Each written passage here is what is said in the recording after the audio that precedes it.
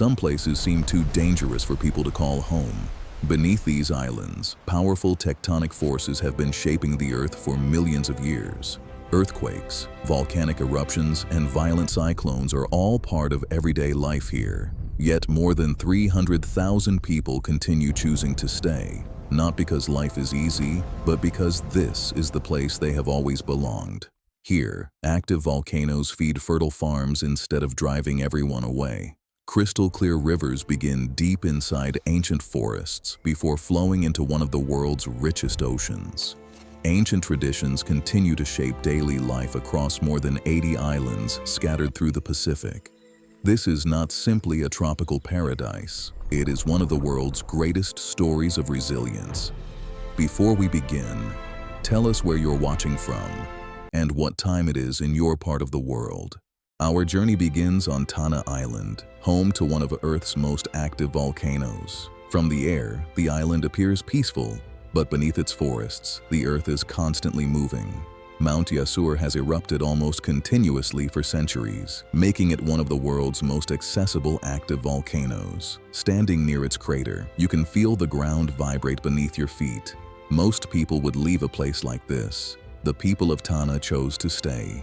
Every eruption reminds them that nature is stronger than any human plan. Yet children still walk to school beneath the shadow of the volcano every morning. Farmers continue working fields covered by layers of black volcanic ash. To outsiders, that may seem impossible.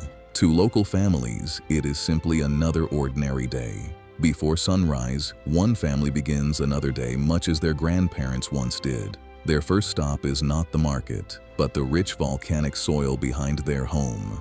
Ash from countless eruptions has quietly transformed this land into fertile farmland. What appears to be destruction has become the foundation of everyday life. Generations have learned when to plant, when to harvest, and when to listen to the mountain. For the people of Tanna, Mount Yasur is far more than a volcano. It is part of their identity. The mountain is respected, not conquered.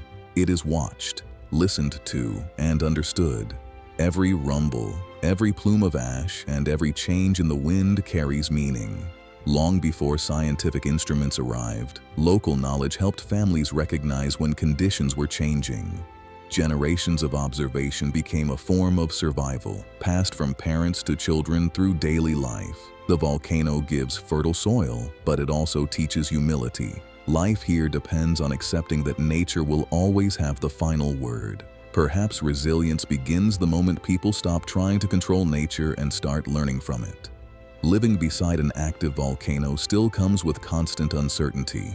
Ash can damage crops, contaminate water, and make everyday life far more difficult. Occasionally, stronger eruptions force nearby families to leave their homes until conditions improve. Even after returning, rebuilding often begins immediately with the help of neighbors. Survival here has never been an individual effort. It has always been shared. The greatest strength of Tanna is not the volcano itself, but the people who continue living beside it. As evening falls, the volcano becomes impossible to ignore. The sky begins to glow above the crater. For visitors, the eruptions feel unforgettable. For local families, they are simply another night at home. Children quickly learn the sounds of the mountain, just as others learn the sound of rain or the wind. Fear fades when knowledge is passed from one generation to the next. Perhaps the volcano's greatest gift is not its fertile soil, but the perspective it gives the people who live here. When tomorrow is never guaranteed, today's relationships become even more valuable. Community becomes the strongest form of security, stronger than walls or possessions. Scientists continue monitoring Mount Yasur every day, helping communities prepare whenever volcanic activity becomes more dangerous. Even with modern technology, no one can fully predict what the mountain will do next. Perhaps living well is not about removing every risk, but understanding which risks are worth accepting. Leaving the mountain behind, our journey now follows the water that gives life to every island beyond. Our journey continues north to Espiritu Santo, the largest island in Vanuatu. Here, volcanoes slowly disappear beneath one of the Pacific's oldest rainforests. Hidden beneath the forest lies a landscape few people ever expect to find. Crystal clear fresh water rises naturally from deep underground before beginning its journey toward the sea. At first glance, the water almost looks unreal. Its remarkable color comes not from minerals or chemicals, but from extraordinary natural clarity. Every drop has slowly filtered through ancient limestone before reaching the surface. The forest protects the water, and the water quietly sustains life across the island. Before the village fully wakes, one family begins another ordinary morning beside the river. Children fill containers with drinking water while their parents prepare the day's gardens. Nothing feels rushed. The rhythm of life follows the river instead of the clock. A short walk away, another family is already preparing their canoe for the morning tide. Fresh water begins the day. The ocean helps finish it. By mid-morning, the river becomes a gathering place where neighbors meet without making plans.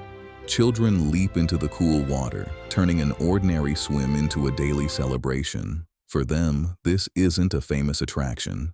It's simply home. Nearby, grandparents sit beneath the shade, watching another generation grow up beside the same river. The water carries more than life. It carries memories. Every family has stories that begin beside these springs and continue with each new generation. Fresh water is easy to overlook until you discover places where every source must be protected. Many communities care for these springs with quiet respect, knowing their future depends on them. The forest protects the water nourishes the people, and the people protect the forest. It is a partnership that has lasted far longer than any modern system could replace. Perhaps true wealth begins with protecting the things that cannot be rebuilt once they are lost. Yet even these remarkable waters face growing challenges.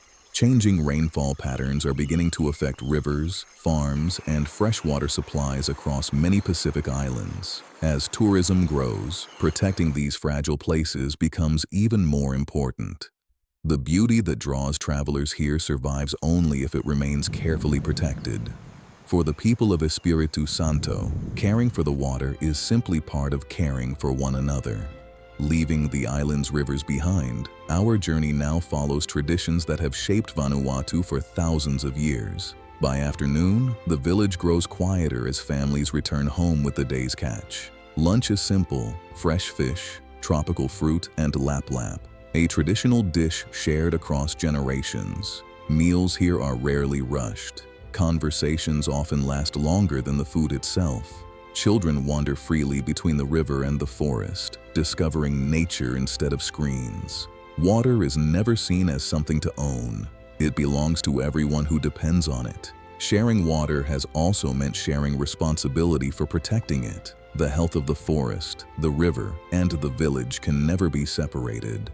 Perhaps that is why life here still moves with a quiet sense of balance. But every rainy season reminds people how fragile that balance can become. Cyclones can damage forests, flood villages, and temporarily pollute precious freshwater springs. Once again, recovery begins with neighbors helping neighbors, just as they always have. If water gives life to Vanuatu, its traditions give that life meaning. Our next journey begins on Pentecost Island. Our journey now leads to Pentecost Island, where ancient traditions remain part of everyday life. From above, the island appears quiet, yet every village carries stories that have survived for centuries. Here, history is not preserved inside museums. It is lived every single day. The customs that shape these communities are known simply as Kastom. Perhaps no tradition captures the world's imagination more than the land dive. Every year, men climb nearly 30 meters above the ground with only vines tied around their ankles. There are no safety harnesses, no modern equipment, only trust, preparation, and tradition. To outsiders, it seems impossible. To the people here, it carries a deeper meaning. The ceremony marks the yam harvest and celebrates courage, responsibility, and the bond between generations. Long before bungee jumping existed, people here had already transformed courage into ceremony. This year, 18-year-old Daniel will make his first land dive before his entire community. He has watched older boys make this jump since he was a child. Today, it is finally his turn. The vines around his ankles were chosen only hours before, carefully matched to his height and weight. Every knot reflects generations of experience rather than written instructions. Family members wait below, saying little. Their confidence speaks louder than words. For Daniel, this is not simply about bravery. It is about earning trust within his community. Step by step, he climbs higher until the forest disappears beneath his feet. At the top, silence lasts only a few seconds. It feels much longer. Then, with complete commitment, he leaps. The vines tighten at the final moment, stopping him only inches above the earth. The crowd erupts in celebration, welcoming another generation into an ancient tradition. For visitors, it is an unforgettable spectacle. For Daniel, it is the beginning of adulthood. The land dive is only one expression of something much larger called Kastom. Kastom is not a single ceremony. It is a way of understanding family, land, respect, and responsibility. For centuries, Kastom has guided how villages solve conflicts, share resources, and strengthen community bonds. Respect is not measured by wealth, but by generosity, wisdom, and service to others. Knowledge is rarely written down. It is passed from voice to voice and from one generation to the next. Even simple art carries deep meaning beyond its beauty.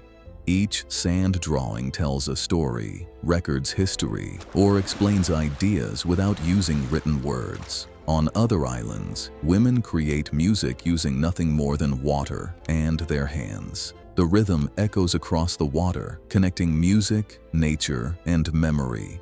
These traditions survive because they are practiced, not performed only for visitors. Culture remains alive when it continues shaping everyday life. Like many traditions around the world, Kastom faces new challenges with every generation. More young people now leave their villages to study or work in larger towns. Some return home with new ideas. Others never come back. Tourism has also brought opportunities, along with difficult questions about preserving authenticity. Many communities now decide together which traditions should be shared and which should remain private. Their goal is not to stop change, but to ensure change never erases identity. Perhaps the strongest cultures are not those that resist the future, but those that carry their past into it. In Vanuatu, tradition is not something people visit, it is something they continue living. While culture gives these islands their identity, another question remains. What does it truly mean to be rich? That answer awaits in the next chapter. Across Vanuatu's islands, life follows a rhythm that feels very different from most of the modern world. There are no crowded highways, towering skylines, or endless shopping centers. Instead, most families remain closely connected to the land that feeds them. For many households, the garden is still the most reliable supermarket. International reports often describe Vanuatu as a lower-income country. Yet visitors are often surprised by how few people seem unhappy. If money tells only part of the story, what explains the rest? Perhaps the answer begins with a different definition of wealth. One family starts each morning not by checking phones, but by walking together into their garden. Today's harvest will become tonight's dinner, shared not only with relatives, but often with neighbors as well. Children gather ripe fruit while their grandparents quietly tend vegetables planted months before. Almost everything they need for today's meal grows within a short walk from home. When the fishing is good, food is shared. When it is not, neighbors quietly help one another. No one keeps careful records of generosity. Everyone simply remembers kindness. As the afternoon fades, families gather once again to prepare the evening meal together. Stories are shared around the fire long after the cooking is finished. These moments leave memories that cannot be measured by money. Around the world, wealth is often measured by what people own. Here, it is often measured by what they can share. A healthy garden, trusted neighbors, and strong family ties can provide a sense of security that money alone cannot buy. This does not mean life is easy. It means priorities are different. Success is often celebrated through relationships rather than possessions. Perhaps that is why visitors often leave with memories that feel richer than anything they expected. Yet daily life still comes with challenges that cannot be ignored. Many communities remain far from hospitals, secondary schools, and essential services. Imported goods are expensive, and opportunities for paid work can be limited. Young adults often leave home in search of education or employment elsewhere. Even so, many eventually return, bringing new skills back to the communities that raised them. The future of Vanuatu may depend on balancing opportunity with tradition.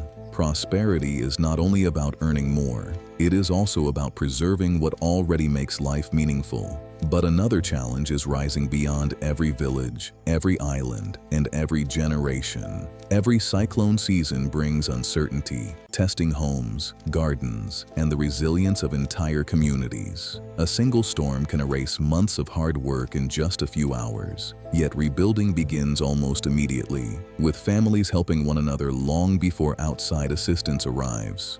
No one asks whose house comes first. The village rebuilds together. In moments like these, wealth is measured by the people standing beside you. This spirit of cooperation has helped these islands recover again and again throughout history. Perhaps happiness grows more easily where people depend on each other more than their possessions. Modern life often teaches us to accumulate. Vanuatu quietly reminds us to appreciate. The people here still dream of better opportunities, better education, and better healthcare. But many hope those changes will never replace the values that define their communities.